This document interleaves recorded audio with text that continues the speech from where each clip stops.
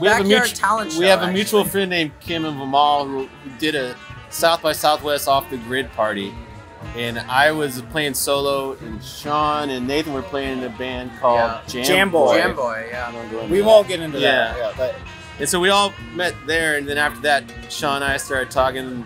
We talked about playing with Nathan again, and so it just kind of we had a whole band meeting. You came over, and like I think you brought a notebook even. It's like taking notes. I'm like, wow, this guy's serious. Yeah. So I play guitar all my life, and these guys call me up, and they're like, "We know you like guitar, but could you like try playing bass for us?" We even bought them lessons. Yeah, they bought me bass lessons for my birthday, and then for the past 5 years, I've been playing bass and loving it. No, And so when we started, we had a mutual friend named Andres on the drums for a while, and then eventually, you know, he wasn't really into it at the same level. And luckily, I've known Mr. Humphreys over here. We lived together at my brother's house for a long time, and he jumped in, and it kind of all solidified at that point. So you have the right drummer. It's just gonna suck ass. This was about what, 5 years ago? 4 years. We played here 4 years ago. We played here 4 years ago, so probably 5 years ago. Yeah, it's nuts. And then COVID, so yeah, the last 2 years. Yeah. So they just steamrolled from there. We were called Mercy Street Radio when we started out. Very blah. No one really liked the name. We didn't like the name. All the Uber drivers were like, no. So then we came up with Mighty Fuzz because the lads with the beards kind of swayed it. And Nathan's wife drew the logo, and it's been the same logo ever since. We are the Mighty Fuzz. This song is called Happy Ever After. Thanks for coming to Hole in the Wall, everybody. Well, when the last album came out, we thought it was gold, and we raved and ranted about it. But then as we started playing together more and playing those same songs more, it became apparent that they were underdeveloped. In my opinion, they weren't ready to record. But you're so excited about doing it, and this whole thing, and you think it's magical, and it is, but they haven't aged well, in my opinion. No, they've aged better. Like they've gotten better with age. We've been playing them better. Yeah, when we recorded them, they were but at the time, sparse. That was the best we were. Yeah. So but that's also us being our own biggest critics. Yeah. Right. Yeah. So we're really excited about the new album because we feel like we've matured and now we've. And we're gonna try to take our time with the new album, like make sure it's perfect. The first album was a little bit rushed. That I want to like really get into this next one. I'm super excited about all the new songs we've been working on. Like about 2 years, right, before we do the next record. And these guys' writing have gotten like better as time's gone on. Like they blow me away, honestly. Yeah, it's everyone's not shy about commenting or altering the direction. And 99% of the time, they're always right. So we've learned to just shut up and listen. Yeah. I start with I write the lyrics first, and then the cadence of the lyrics lead me to the chords. And I'm opposite. I'll write chords and melody first, and I'll like sing the melody in my head. I have no idea what the lyrics are going to be, and I'll just find a theme for the song and then write lyrics to the melody. Like there's one that I sent Nathan, and I sang it to him on it. He's like, "Can you write chords for this? I don't know what the chords would be." And he just sends me a thing that's all a cappella. Beautiful song, Heaven and Earth. And but you got figured out the chords for it. So that good collaboration. Good collaboration. Yeah, so they kind of bring the bass line and then like not the bass line, but the foundation. The foundation of the songs, and then we do hash everything out. And he adds his solos, writes all those, and then obviously the drums pulled together. Ben's probably the best at like being like, no, we need to tighten this up. Just we need tell to us, change this part to make it a little more correct. He's a classic field general in the song. He's just like, oh, this is what we should do here. So like, before we bring it to Ben, we all have this is the best we can do. Then we play it for him. And he's like, how about this? We're like, that's good if we do this.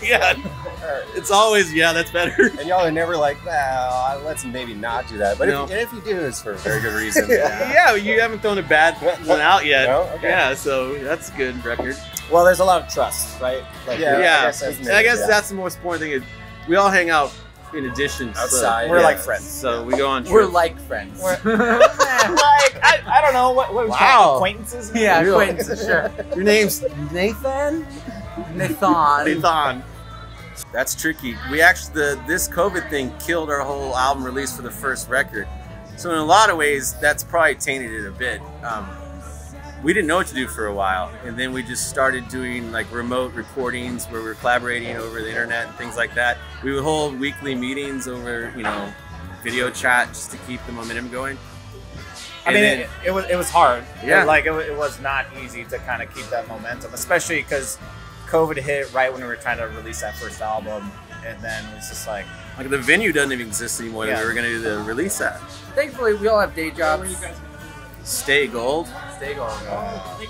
Yeah, they closed. They're now Long Play Lounge. Yeah, they got bought, but like. What are they called? Long Play Lounge. I think they're just folding into the Yacht Rock Full Tilt, probably. Yeah, basically. Yeah.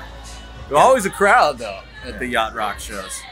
No, but it was challenging. I mean, we tried everything, and I don't know if we hit our stride with any of the live streams, or like Zach and I just got drunk and tried to record things, and we were like, those are the lost tapes. Yeah. We did do a Safe House show, which is this local group that you can go and like basically put on a concert and open chat. People can talk to you while you play, and they donate money. And we thought we like played the best set of our lives, and then like everything else, we're like, well, this has gotten better. It's pretty good, but let's not dwell on it. Yeah. That was Nathan's help right there. Yeah. Thank you for that. Thank you for that. But that's one thing I would recommend to anyone that feels like they're not getting movement. There are places like Safe House where you can do a full show and connect to an audience, and, you know, and it not stop you. You'll reach more people. And production value was Safe House was amazing. We're gonna go back there as soon as the next record's ready, for sure. So no nicknames. Yeah. What's the nicknames? So the one that just left is Doc. That's Doctor. Let's wait till it comes back. Yeah. Oh, he's trying to reduce your noise. That's why he's Doc. He's the doctor. He's keeping everybody in line. Doctor. Yeah, Doctor over here. We got Chief or Boss. I'm Boss now. Yeah, because Chief now. was too close to Chef. Yeah, I am Chef, by the way. I provide food and other things for the band. And I'm Professor because I'm very professorial. He does I sometimes wear knit like button downs. He's been waiting to say that. So we got Chef, Prof, Boss. I'm Bossessorial. Yeah. That's why I do it. Bossessorial. I like it. Sounds like a dinosaur. It is. It's a distinct one. Bossosaurus Rex.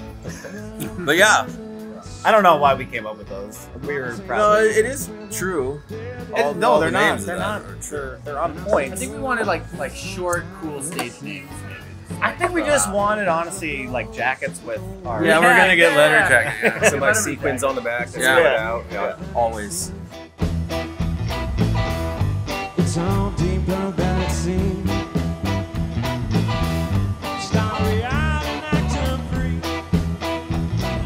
I think where we left off, we were talking about how important local bands in Austin, to form cartels with other bands so that you can book the whole night at a venue, because they're into that, and it also helps with touring. And also friendship. Well, yeah. Well, when I thought about being in a band, it was all about getting in the music scene and meeting other bands, and that's just hugely important to connect with other musicians, you know, so I'm really excited for this year because we met that kind of group.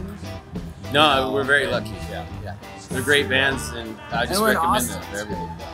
And we're in Austin. So it becomes too So reach out to your local band, hang out with them, buy them drinks maybe. Yeah, I don't know. We're all booked up, but you can call us. We're kind of our dance card's full. Yeah. Cheers. Cheers.